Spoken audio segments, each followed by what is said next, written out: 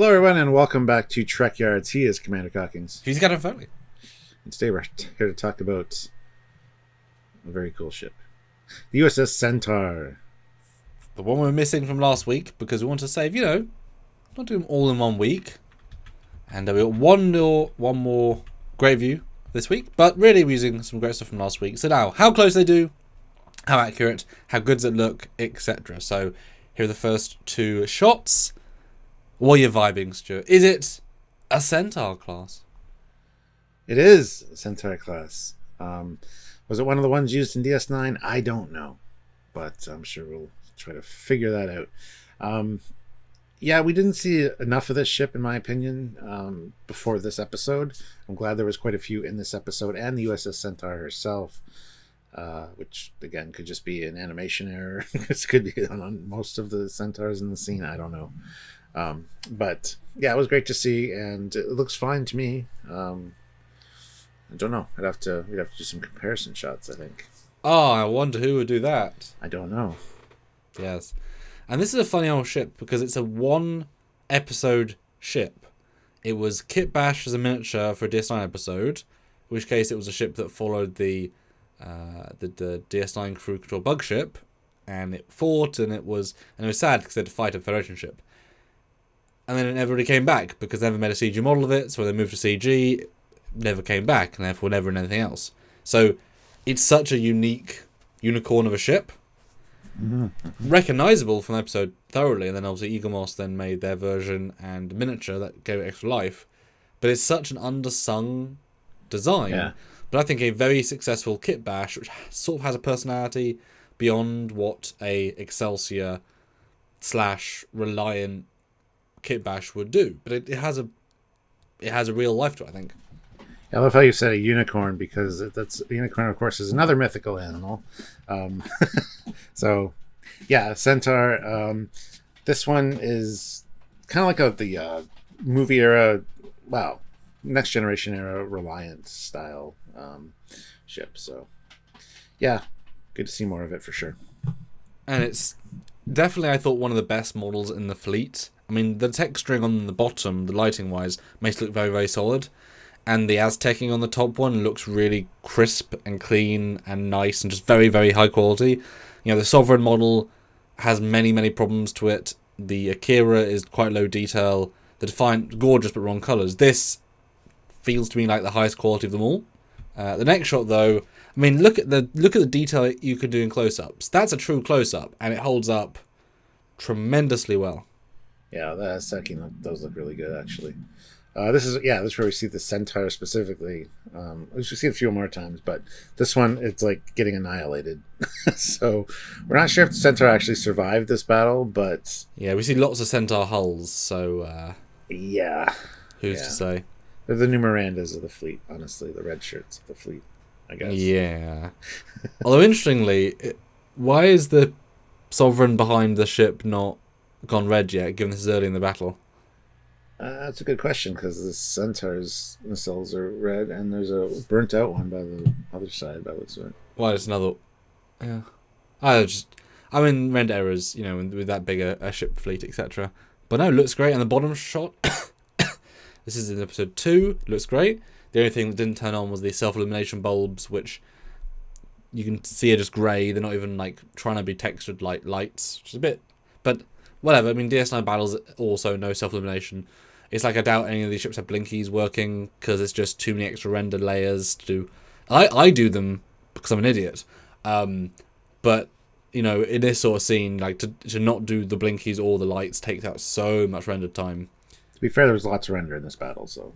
But let's compare directly, Stuart. Here is a relatively close render comparison with the bottom view, of course, is the Eaglemoss model of the Centaur, the only licensed CG model made for it. Pretty accurate. I see a few different things with the saucer, but I think it's just because of the way it's positioned. Yeah, it's more of a camera's a little bit lower on the top one, but wow, I think they just used the Eaglemoss model by the looks of things, honestly. But I could be wrong. I'm sure you'll point out if I am. They did just use the Eaglemoss model, Stuart. See, I'm learning. This was their contribution to the battle, which also is why it looks so good, because they obviously used the same texturing, which shows they could convert a Lightwave file into their file, because you can see the Aztecing's the same. Like, even the texturing is, if you look at pinpoint blue spotches, you can tell it's the same. That's why the registry is the Centaur, because that's the one that was made. And that was made to be a high quality mesh by a man named Fabio, and that's why it's the best one, because they'd already made a really good model, so it's a really good model. The other ones they had to make scratch, which makes me wonder why they didn't use the E for Nemesis, which is a better model, a lot better, and the Defiant may or may not have been the same one, we're not fully certain. But like, this is the best because it's the best model. It was built to be a standalone hero mesh, and it looks it, you know? Yeah, the windows look a little bit... I thought the windows looked off for a second, but now that I'm looking at them closer, they look bang on accurate too. The only thing is that it's missing the textures in the self-illumination underbit. You can tell these didn't apply, because you can see at the bottom there's two little light areas, which is on the refit and the Excelsior. They've just bland grey there. Not a big deal, I don't think. No, indeed. But it's nice how much respect they had to just not change it, which now makes the Eaglemoss model the canon model. Yay! Next view, though, even... Well, I didn't know the focal length, so I sort of guessed. But yeah, you can even see the Centaur. Although they've made the panel lines much thicker here to give it extra detail vibes. That's what they've done. The original version, clearly, they didn't punch the bump maps in. Here they absolutely did. Yeah. Wow. It's fun. It's fun comparing these, honestly. I love seeing the differences. Oh, I see a difference. Oh my god, Stuart. No, the bridge dome, on the outer ring of the bridge dome's big grey area, on the Eaglemoss model, there's several little plates. They've removed them on the Prodigy model. And I think that's just because they probably said, what do we need all the geometry? Probably not. Let's just remove a few things. But what a weird thing to omit.